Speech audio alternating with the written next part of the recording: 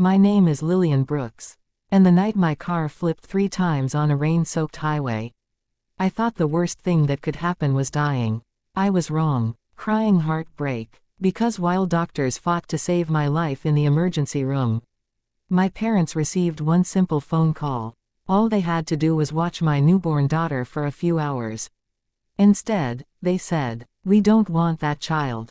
Hours later, when I learned what happened, my heart shattered. But then the hospital doors opened, and my 81-year-old grandfather walked in. What he did next changed my daughter's life forever. My name is Lillian Brooks. I grew up in Columbus, Ohio. If someone asked my parents, they would probably describe themselves as loving, supportive, family-oriented. The truth was more complicated, especially after I became pregnant. You see, my daughter wasn't planned. At 27, I was engaged to my fiancé, Connor Blake. We were preparing for our wedding when life surprised us. 2 pink lines changed everything. I remember sitting on the bathroom floor crying. Not because I was unhappy. Because I was terrified. Connor hugged me and whispered, "We'll figure it out together." And we did. Or at least we tried. Unfortunately, my parents reacted very differently. Mom viewed the pregnancy as a scandal. Dad called it irresponsible. Neither seemed interested in the fact that Connor and I were already committed. All they saw was embarrassment. The situation became even worse after my daughter was born.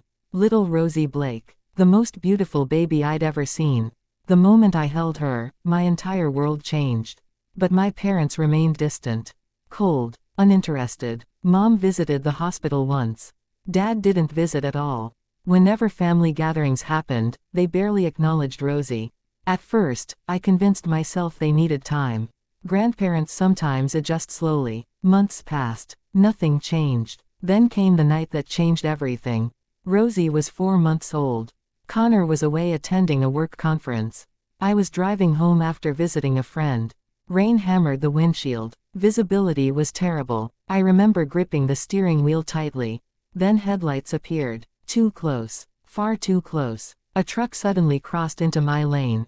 Everything happened instantly. Screeching tires, shattering glass, metal twisting, then darkness. When I opened my eyes again, I was trapped inside the wreckage. Pain exploded through my body. Blood covered my hands. Sirens echoed nearby, and the only thought in my mind was, Rosie. Thank God Rosie wasn't with me. She was safely at home. But I couldn't reach her. I couldn't call anyone. I couldn't move. Paramedics rushed me to the hospital. Meanwhile, hospital staff contacted my emergency contacts. My parents. The people listed directly beneath Connor. The request was simple. Watch Rosie until Connor returned. Just a few hours. That's all. What happened next would haunt me forever. According to the nurse later assigned to my case, my mother answered first. The nurse explained the accident. Explained my condition. Explained the baby needed temporary care. Mom listened quietly, then said, "We aren't available." The nurse assumed she misunderstood. She explained again. This was an emergency. My daughter was hospitalized. Their granddaughter needed help. Then Mom replied, "Rosie isn't our responsibility." Click. She hung up. Dad refused the second call entirely. The hospital tried again. Nothing. My parents knew I might be dying, and still refused helping my baby. Meanwhile I lay unconscious in surgery. Completely unaware, the hospital social worker began arranging temporary emergency placement. Not because my daughter lacked family. Because her family rejected her. Hours later, someone else received a call. A man my parents forgot existed. My grandfather, Walter Brooks, 81 years old, retired mechanic, widower, living alone on a small farm outside town. The moment Walter heard what happened, he grabbed his truck keys. No hesitation, no excuses, no questions, just action. 3 hours later, Grandpa walked through the hospital entrance carrying a rain-soaked jacket and determination. The social worker later described him perfectly. He looked like a man prepared to fight God himself.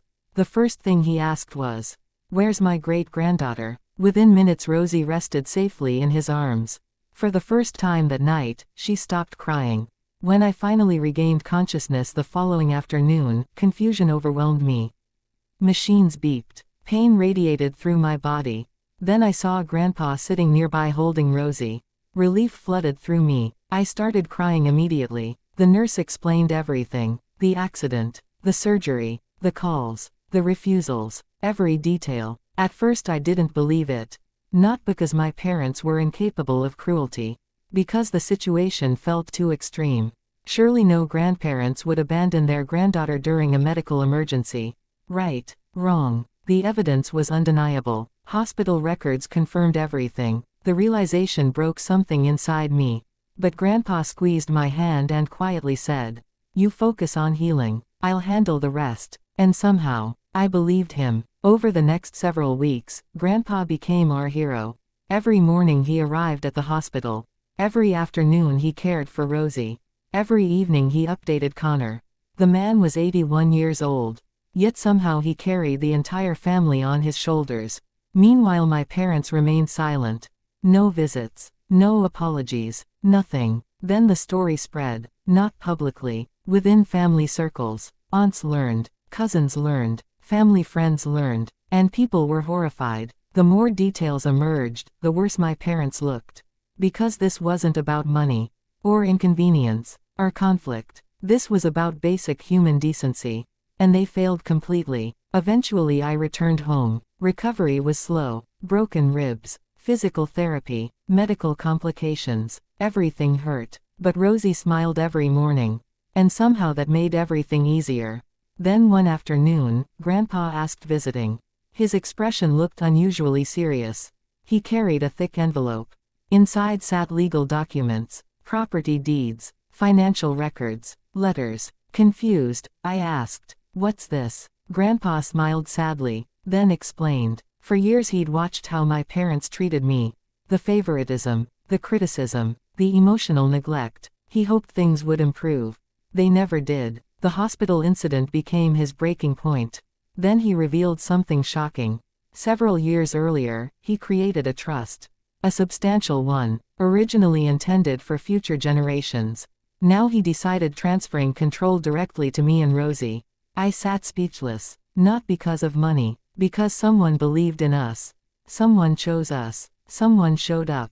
Grandpa's voice trembled slightly. Then he said, "Family isn't who shares your blood. Family is who stays when life gets ugly." I never forgot those words. Months later, my parents finally contacted me. Not because they felt guilty. Because they learned about Grandpa's decision. Suddenly they wanted talking. Suddenly they wanted reconciliation. Funny timing. Dad called repeatedly. Mom sent emotional messages. Both insisted everything was a misunderstanding.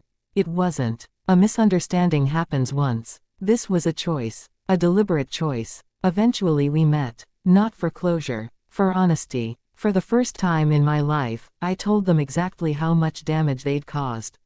Not just during the accident. For years. The favoritism. The judgment. The rejection. Everything. They listened silently. Maybe because deep down they knew I was right. Healing didn't happen immediately. Some wounds require time. Others leave permanent scars. But something important changed. I stopped chasing their approval. Stopped hoping they'd become different people. Stopped measuring my worth through their opinions. And honestly, that freedom felt incredible. Today Rosie is 7 years old. Healthy, happy, fearlessly confident. Grandpa Walter is still her hero. She calls him Captain Grandpa. And every birthday, she insists he blows out the first candle. Because according to her, he's the reason our family stayed together. Maybe she's right. Because the night everyone else failed. One old man walked through hospital doors and reminded us what love actually looks like. True family isn't revealed during celebrations. It's revealed during crises. The people who stand beside you when life falls apart are the people who truly matter. And sometimes the strongest love comes from the person nobody expected to save the day.